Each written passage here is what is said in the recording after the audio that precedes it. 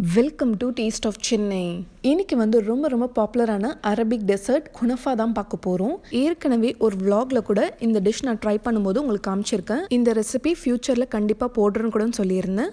நிறைய பேர் ரெக்வஸ்ட்டும் பண்ணியிருந்தீங்க. இப்போ வாங்க குனஃபா எப்படி செய்கிறதுன்னு பார்க்கலாம். குனஃபா செய்கிறதுக்காக குனஃபா டோ தேவைப்படும். இங்கே கல்ஃபில் எல்லா சூப்பர் மார்க்கெட்ஸ்லேயும் இது கிடைக்கும். இந்தியாவில் இருக்கிறவங்க இந்த மாதிரி நல்லா சாஃப்டான சேமியா கிடைச்சா வாங்கிக்கோங்க.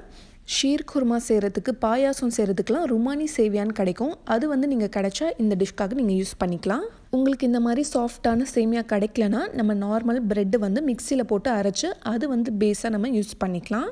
இந்த பேக்கில் 500 கிராம்ஸ் குனஃபா பேஸ்ட்ரி இருக்கும். அதை நான் 250 கிராம்ஸ் தான் எடுத்திருக்கேன். மீதி இருக்கிறது நல்லா டைட்டாக கவர் பண்ணி ஃப்ரீசரில் வச்சுருங்க. இந்த குனஃபா பேஸ்ட்ரி கொஞ்சம் நூலாக கொஞ்சம் பெருசாக இருக்கும். இதை ஃபுட் ப்ராசஸரில் போட்டு கொஞ்சம் லைட்டாக அரைக்க போகிறேன். கொஞ்சம் சின்ன பீசஸாக உதிரியாக இருக்கணும். நீங்கள் மிக்சியில் கூட இந்த மாதிரி அரைச்சிக்கலாம். இல்லைனா கையால் இந்த மாதிரி எடுத்து விடுங்க. சின்ன பீசஸாக ஆயிரும். இது ரொம்ப சாஃப்டாக தான் இருக்கும். இப்போது இதில் ஒரு 150 ml அளவுக்கு மெல்டட் பட்டர் நான் சேர்க்குறேன். இப்போ இதை திரும்ப நம்ம லைட்டாக அரைச்சிக்கலாம். பட்டர் எல்லா இடத்துலையும் நல்லா மிக்ஸ் ஆகிருக்கணும். இப்போ ஒரு டேபிள் ஸ்பூன் பட்டர் எடுத்துக்கோங்க. அதில் கொஞ்சமாக ஃபுட் கலர் ஆட் பண்ணிக்கிறேன்.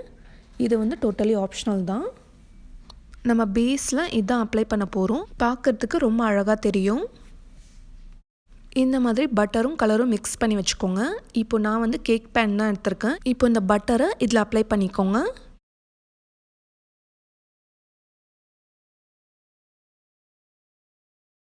இந்த சைட்ஸில் கூட நல்லா அப்ளை பண்ணி விட்டுருங்க.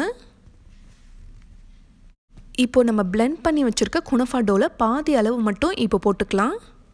நான் இதை ஓவனில் தான் பேக் பண்ண போகிறேன். ஓவன் இல்லாதவங்க நம்ம ஸ்டவ் டாப்லேயும் பண்ணலாம். இப்போ இதை நல்லா ப்ரெஸ் பண்ணி விட்டுருங்க. இதுதான் பேஸு. ஸோ கேப் இல்லாமல் நல்லா லெவல் பண்ணி விட்டுருங்க. இப்போது இந்த மாதிரி ஒரு ஃப்ளாட்டான ஒரு கப்போ ஒரு மூடியை வச்சு இந்த மாதிரி நல்லா லெவல் பண்ணி விடுங்க. இந்த மாதிரி சுற்றி விட்டு இது லெவல் பண்ணிகிட்டே வாங்க.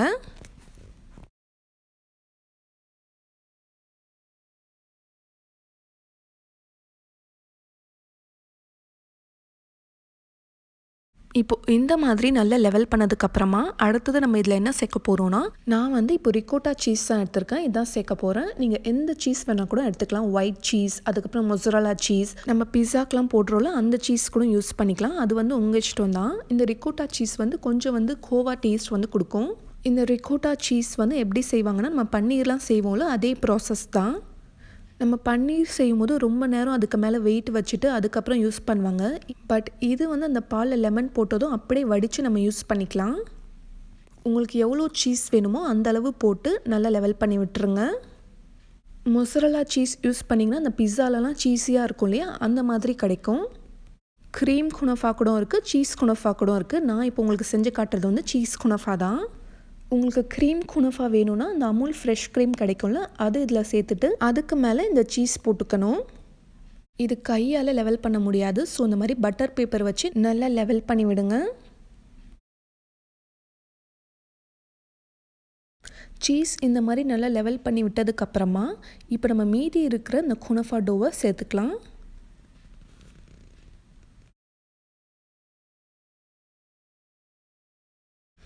திரும்ப அதே மாதிரி தான் இதை போட்டுட்டு நல்லா லெவல் பண்ணி விட்டுருங்க.